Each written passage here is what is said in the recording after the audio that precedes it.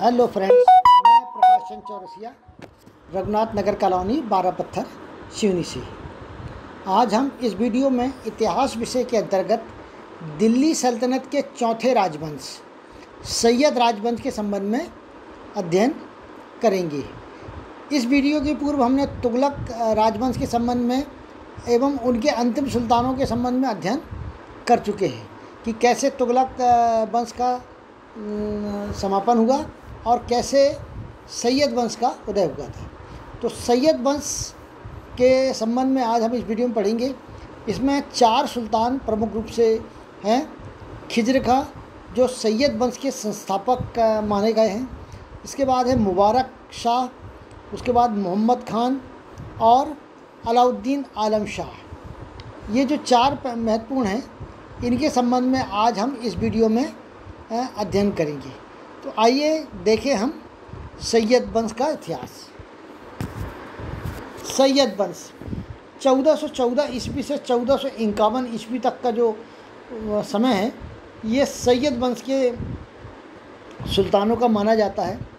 दिल्ली सल्तनत का ये चौथा राजवंश है और इस राजवंश में कुल 4 शासक हुए हैं जिन्होंने लगभग 37 वर्ष तक शासन किया है। इन सभी राजवंशों के शासनकाल में सबसे छोटा शासनकाल इसी राजवंश का माना जाता है। कुल 5 राजवंश हुए हैं। 5 राजवंश में से ये चौथा राजवंश है और सबसे कम अगर शासनकाल किसी का रहा है तो ये सैयद राजवंश का ही रहा है, जिन्होंने मात्र 37 वर्ष ही शासन किया था। परीक्षा में कई बार ये प्रश्न पूछा जाता है कि सबसे छोटा शासनकाल किस राजवंश का रहा है, तो वो सैयद राजवंश का रहा है। इस वंश की और सबसे महत्वपूर्ण विशेषता यह भी रही है कि इस वंश के शासकों ने हिंदुओं के साथ शांति एवं सौहार्द के संबंध बनाए थे, जबकि बाकी अन्य जो 4 राजवंश रहे हैं उन्होंने हिंदुओं के साथ बहुत अधिक सौहार्दपूर्ण वातावरण बनाने का प्रयास नहीं किया, वरन हिंदुओं का दमन ही उन्होंने ज़्यादा किया है। अब इस सैयद वंश के जो शासक 4 हुए हैं, उनका शासनकाल कब से कब तक का रहा है ये देख लें। सबसे पहले खिज्र खां, जिनको सैयद वंश का संस्थापक भी कहा जाता है। इनका शासनकाल 1414 ईस्वी से 1421 ईस्वी तक का माना गया है। इसके पश्चात दूसरे शासक हैं मुबारक खां, जिनका शासनकाल 1421 ईस्वी से 1434 ईस्वी तक का माना गया है। तीसरे हैं मोहम्मद शाह, जिनका 1434 ईस्वी से 1445 ईस्वी तक का। और 5वां और अंतिम है अलाउद्दीन आलम शाह। कहीं कहीं अलाउद्दीन शाह मिलता है, कहीं कहीं आलम शाह मिलता है। एक्चुअल में अलाउद्दीन शाह इनका नाम था और आलम इनकी उपाधि थी। इस तरह से ये अलाउद्दीन आलम शाह के नाम से जाने जाते हैं। इनका 1445 से 1451 तक का और 1451 के पश्चात इनका शासन सैयद वंश का शासन समाप्त हो गया था और लोधी वंश का शासन आरंभ हो गया था। तो आइए अभी हम देखें इन 4 राजवंशों के संबंध में। सबसे पहले देख लें ऐतिहासिक स्रोत। तारीख़ मुबारक शाही, केवल इसी ग्रंथ में सैयद वंश के संबंध में विस्तृत जानकारी हमको मिलती है और इस ग्रंथ के रचनाकार याहिया बिन अहमद सरहिंदी हैं, जिन्होंने इस ग्रंथ की रचना की। याहिया बिन अहमद सरहिंदी मुबारक शाह के संरक्षण में थे। यहाँ ये महत्वपूर्ण है कि जो मुबारक शाह थे और उन्हीं के संरक्षण में थे और उन्हीं के शासनकाल में इन्होंने इस ग्रंथ की रचना की थी। यह ग्रंथ सैयद वंश का मूल इतिहास के रूप में भी जाना जाता है, क्योंकि इसके अतिरिक्त अन्य किसी ग्रंथ में इस वंश की जानकारी प्राप्त नहीं होती है। अर्थात ये कह लें कि विस्तृत जानकारी प्राप्त नहीं होती है। तारीख़ मुबारक शाही सैयद वंश के दूसरे शासक मुबारक शाह को समर्पित है। ये दूसरे शासक जो है मुबारक शाह, इनको समर्पित हैं। इस ग्रंथ की रचना मुबारक शाह के शासनकाल में ही हुई थी। तो ये इनका ऐतिहासिक जानकारी हो गई। इसके बाद अब देखें इनके पहले शासक जो थे सैयद वंश के, खिज्र खां 1414 ईस्वी से लेकर 1421 ईस्वी तक का जो समय है, इनके शासनकाल का माना गया है। खिज्र खां ने 1414 ईस्वी को तुगलक वंश के अंतिम शासक दौलत खां को पराजित कर दिल्ली की गद्दी पर बैठे थे। ये खिज्र खां वही थे जिन्होंने तैमूर लंग का साथ दिए थे और तैमूर लंग ने इनको जाते जाते दीपालपुर और अन्य क्षेत्र, पंजाब वगैरह अन्य क्षेत्र का इन्हें प्रशासक नियुक्त कर दिया था। तो ये वही खिज्र खां थे। और खिज्र खां ने जब देखा कि दिल्ली के जो शासक है दौलत शाह वो बहुत कमज़ोर है, तो उन्होंने दिल्ली पर बाद में आक्रमण कर लिया और दिल्ली पर भी अपना शासन स्थापित कर लिया। इस तरह से उन्होंने सैयद वंश की स्थापना की थी, इसलिए खिज्र खां को सैयद वंश का संस्थापक माना जाता है। मूल निवास की अगर हम बात करें तो खिज्र खां का मूल निवास कहाँ का है, इस बात पर इतिहासकार एकमत नहीं है और ना ही इतिहास में इस संबंध में कोई अधिकृत जानकारी प्राप्त होती है। इसलिए इनके संबंध में कोई विशेष जानकारी की ये मूलतः कहाँ के रहने वाले थे नहीं है। हाँ, इतना ज़रूर है कि स्वयं को इन्होंने पैगंबर मोहम्मद का वंशज बताया है। इन्होंने क्या हुआ, स्वयं को पैगंबर मोहम्मद का वंशज बताया है, पर अनेक इतिहासकारों ने इसे गलत बताया है। उनका ये कहना था कि इनके संबंध में ऐसे कोई प्रमाण भी इतिहास में देखने को नहीं मिलते हैं। अब खिज्र खां का मूल नाम अगर की बात करें तो सैयद खिज्र खां इब्न मलिक सुलेमान था। मलिक सुलेमान इनके पिता का नाम था जो इनके नाम के साथ जुड़ा हुआ है। पिता मलिक सुलेमान ये मुल्तान के गवर्नर थे। उपाधि रैयत आला, रैयत आला इन्होंने उपाधि धारण की। अब पहले हम रैयत आला का अर्थ समझ रहे हैं। रैयत आला जिसका अर्थ होता है अन्य शासक के अधीन या उसका प्रतिनिधि होना, ये माना जाता है रैयत आला।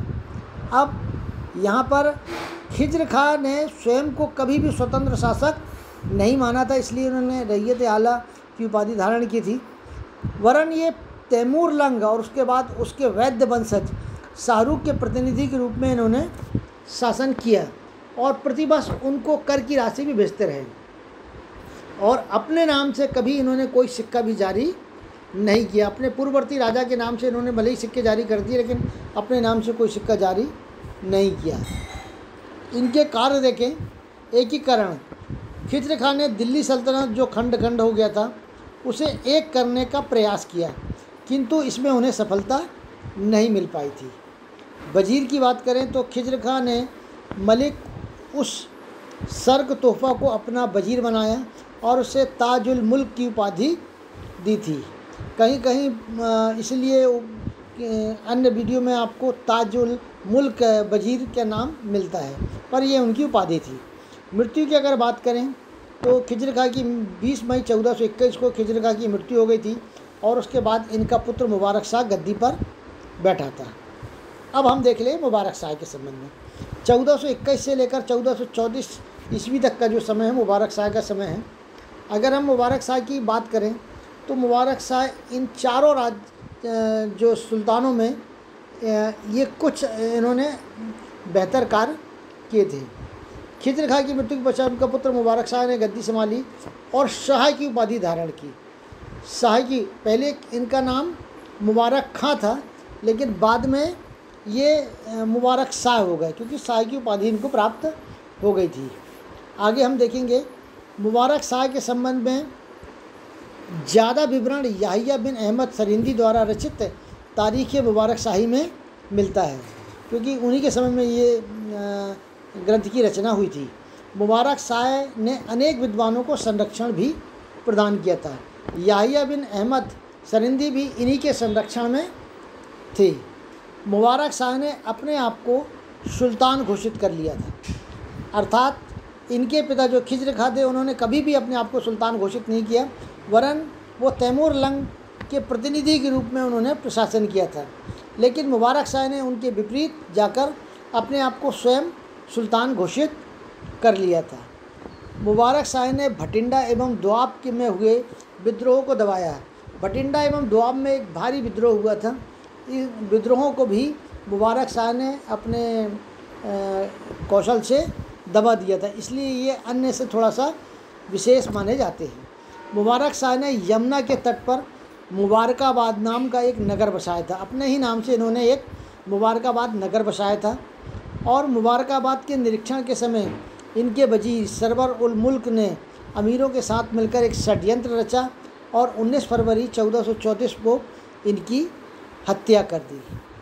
अब इनकी हत्या के पश्चात, मुबारक शाह की मृत्यु के पश्चात, इनके जो पुत्र थे, दत्तक पुत्र था और भतीजा था मोहम्मद शाह, उनको उन्होंने गद्दी संभाल ली। अब देख ले मोहम्मद शाह के संबंध में।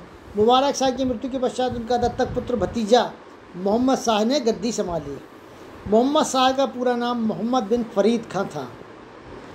मोहम्मद शाह ने अपने आप को सुल्तान घोषित कर लिया। जैसे इनके पिता मुबारक शाह ने अपने आप को सुल्तान घोषित कर लिया था, इन्होंने भी अपने आप को सुल्तान घोषित कर लिया था एवं अपने नाम सुल्तान मोहम्मद शाह के नाम से इन्होंने सत्ता संभाली थी।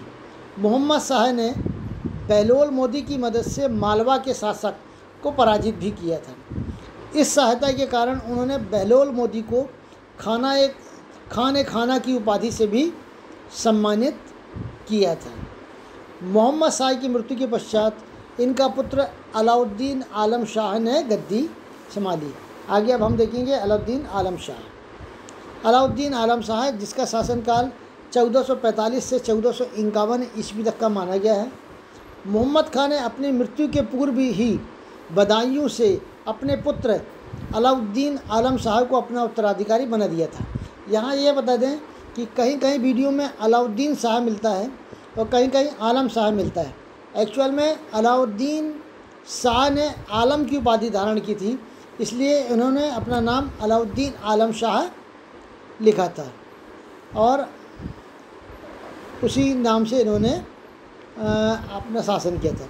अलाउद्दीन आलम शाह का वजीर हमीद खां था, लेकिन शासन संभालने के कुछ समय पश्चात ही वजीर हामिद खां से उनके संबंध बिगड़ गए थे। अतः वे वापस बदायूं चले गए और बदायूं से ही वो राजपाट देखने का काम करते थे। लेकिन एक्चुअल में जो राजपाट चलाते थे वो उनके वजीर हामिद खां चलाते थे और राजपाट चलाने हेतु हिशाम खां एवं वजीर हामिद खां में विवाद होने लगा। वहाँ पर दो फिर हो गए थे। ये तो बदायूं चले गए थे शासक, लेकिन हिशाम खां और वजीर हामिद खां में विवाद होने लगा। तब वहाँ के अमीरों ने सबकी सहमति से बहलोल लोदी को प्रशासन संभालने के लिए दिल्ली बुलाया। किसको बुलाया था? बहलोल लोदी को दिल्ली बुलाया था। अलाउद्दीन आलम शाह ने भी सत्ता बहलोल लोदी को सौंप दी थी। जब मूल शासक तो अलाउद्दीन आलम शाह थे जो बदायूं में थे, तो उनसे जब सहमति ली गई तो उन्होंने भी सहर्ष बहलोल लोदी को सत्ता सौंप दी और स्वयं बदायूं में आराम पर जीवन जीने लगे। अर्थात आराम से वो बदायूं में, क्योंकि उनको बदायूं में ही अच्छा लगता था और वहीं पर वो सुकून से अपना जीवन जीने लगे। इस तरह दिल्ली सल्तनत से सैयद वंश का अंत हो गया था 1451 में और लोदी वंश की स्थापना हो गई थी। लेकिन अलाउद्दीन आलम शाह जो बदायूं में थे उनकी 1478 ईस्वी में मृत्यु हुई थी। इस तरह से 1451 को ही आलम शाह ने जब बहलोल लोदी को अपना प्रशासन सौंप दिया था तो सैयद वंश समापन हो गया था और वहाँ से लोदी वंश की स्थापना हो गई थी। आशा है कि आपको जो सैयद वंश का वीडियो है ये अच्छा लगा होगा। अच्छा लगे तो लाइक करिएगा, सब्सक्राइब करिएगा, क्योंकि इनमें चारों जो शासक थे उनके संबंध में जो भी जानकारी इतिहास में उपलब्ध है वो मैंने यहाँ जुटाने का प्रयास किया है।